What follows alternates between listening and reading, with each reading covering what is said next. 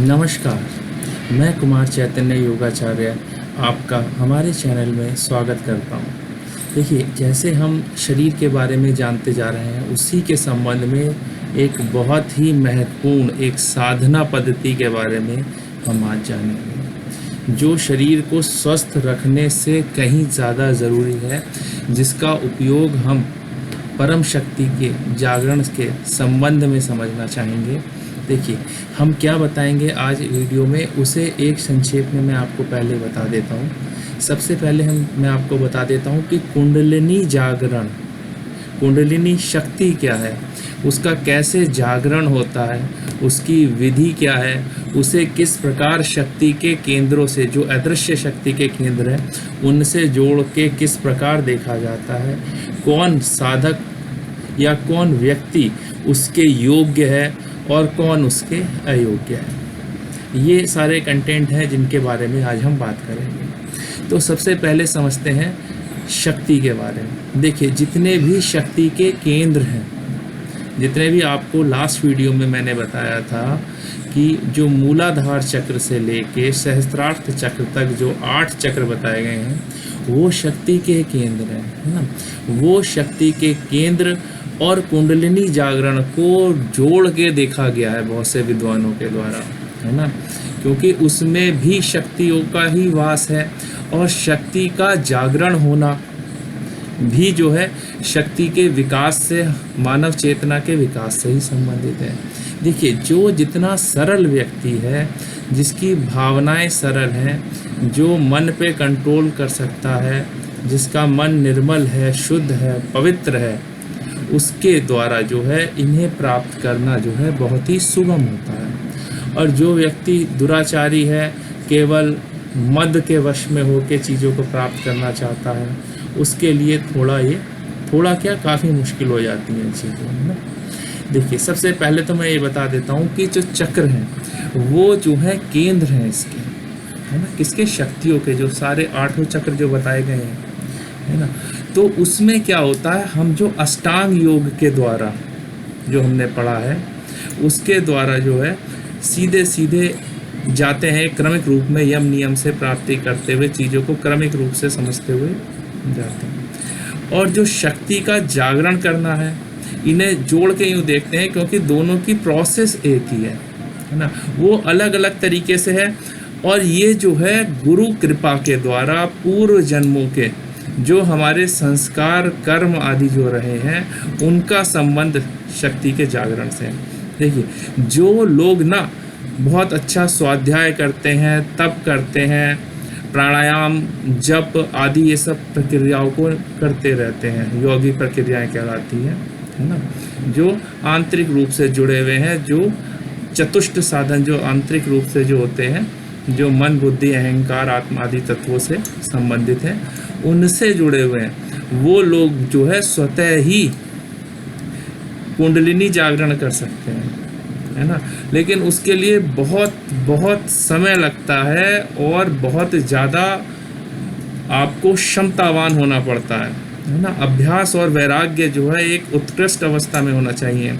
यहाँ तक कि ये भी कहा जाता है कि यदि आपका इन सब प्रक्रियाओं के द्वारा नाड़ी शोधन कर रहे हैं, आप भस्त्रिका कर रहे हैं, है ना, स्वाध्याय कर रहे हैं, चिंतन मनन कर रहे हैं, तो ये सब क्या है, इनके द्वारा भी यदि आप ये कर पा रहे हैं, तो भी ये माना जाता है कि आपके जो पिछले जन्म के, पूर्व जन्म के जो संस्कार हैं, जो कर्म है, या कहीं ना कहीं आपके इष्ट देव या गुरु जी का, जो आपके गुरुदेव हैं, गुरु कृपा के बिना संभव नहीं है ना, तो उनका पिछले जन्म का आशीर्वाद है जो आप ऐसा कर पाने में सक्षम है ना। दूसरा, अब इसकी विधि के बारे में जानते हैं। देखिए, जो मूलाधार चक्र है, वहाँ पे जो है बताया गया है, कुंडलिनी नाम ही पड़ा इसलिए है क्योंकि वो कुंडलिनी मार के बैठी है, जैसे सर्पिलाकार, जैसे सर्प का यहाँ पे उदाहरण दिया है, जैसे सर्प कुंडली मार के बैठता है, वैसे ही ये शक्ति भी सुषुप्त अवस्था में है, उसे जागृत करना पड़ता है ना। इसे एक प्रक्रिया हठ योग में भी बताई गई है कि आप क्या करते हैं इसमें कि जो है जैसे ही उड्डयन बंद लगाते हैं और प्राणों को ऊर्ध्वगामी बनाते हैं कुंभक लगा के, और धीरे धीरे श्वसन को निष्कासित करते हैं। तो इससे भी जो है वो ठीक उसी प्रकार जागृत हो जाती है। जैसे उदाहरण दिया, जैसे कोई सोए हुए सांप को यदि दंड से प्रहार किया जाए तो वो एकदम सीधा हो जाता है। इसी प्रकार कुंडलिनी शक्ति भी क्रमशः जो है चक्रों का भेदन करते हुए, स्वादिष्टान चक्र, अनाहत चक्र आदि जितने भी चक्र हैं उनका भेदन करते हुए सहस्त्रार्थ चक्र तक, जहाँ पे परम शिव परमात्मा ब्रह्म का स्थान माना गया है, वहाँ तक एकाकार हो जाती है। वो समाधि का प्राय भी है ना।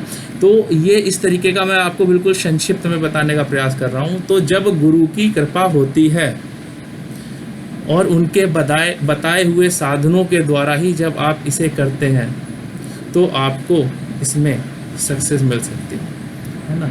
बिना गुरु कृपा के संभव नहीं है।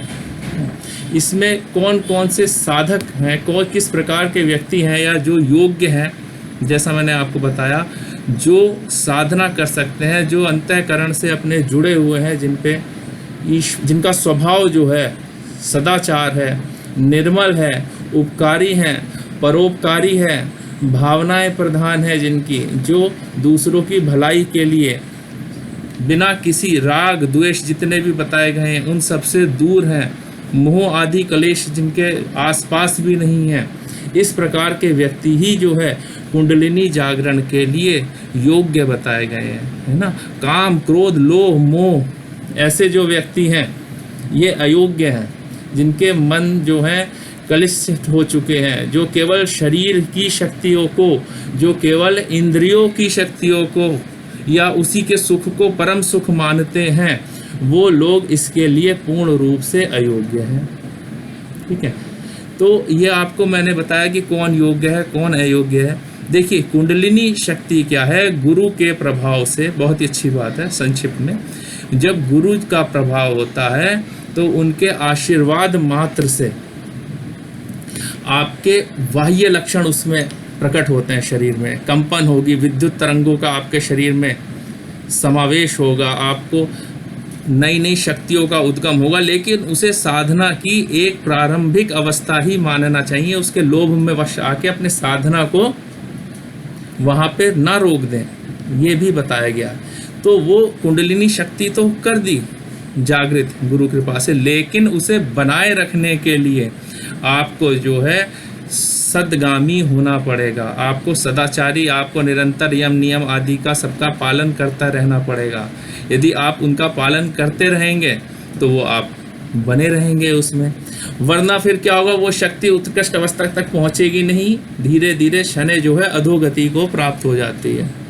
ठीक है, तो ये आपको मैंने संक्षिप्त में बताया, इसे आप ध्यान रखें। ठीक है, और हमारे चैनल्स को लाइक करते रहें, सब्सक्राइब करते रहें। चीज़ों को बाद में हम आपकी जिस प्रकार की प्रतिक्रिया आएगी उसके अनुरूप जो है विस्तृत रूप में भी चीज़ों को बताने का प्रयत्न करेंगे। धन्यवाद।